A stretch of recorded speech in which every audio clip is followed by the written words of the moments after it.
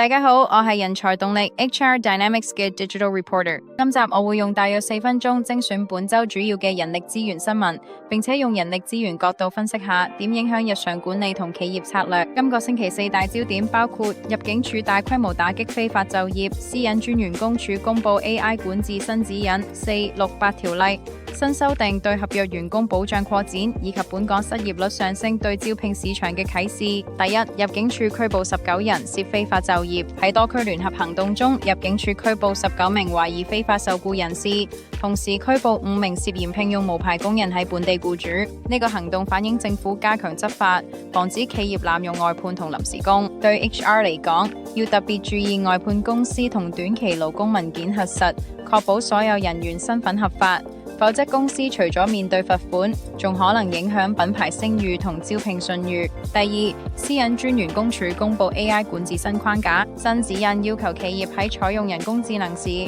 確保資料收集有透明度、用途清晰，同時要有人類監察機制。呢個政策特別影響招聘科技同人事系統，例如 AI 篩選履歷、員工監察工具等。人力資源團隊要檢視內部 AI 應用程式嘅資料來源同風險控制，確保唔會出現偏見或違反私隱條例。第三、4、6、8條例擴展勞工保障範圍，新修訂要求更多短期或兼職員工都可享有有薪年假、病假及遣散費等法定權益。對企業管理層而言，呢一個變化意味住要更新人力資源系統，重新計算合約成本，特別係兼職員工比例高嘅行業，例如零售、飲食同教育。建議人力資源即刻進行人事資料盤點，確保制度同工資結構符合法例新要求。最後，本港失業率升至2年半新高，勞工處最新數據顯示，失業率回升至3.7%，主要集中喺旅遊及零售行業。對人力資源而言，短期內招聘壓力稍為緩解，但亦都要留意市場信心下降，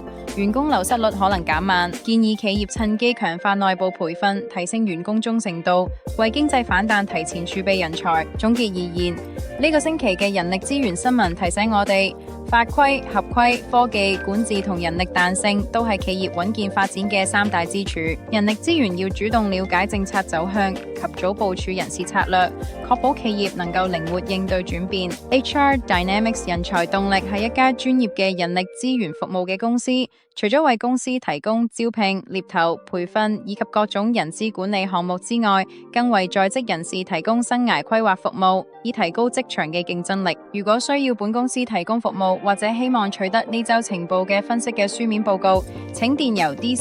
dc@hrdhk.com 聯繫。多謝大家收聽，祝大家一切順利，企業穩健成長，員工愉快安全。最後唔好忘記 like 同 subscribe 啊！下個星期再見。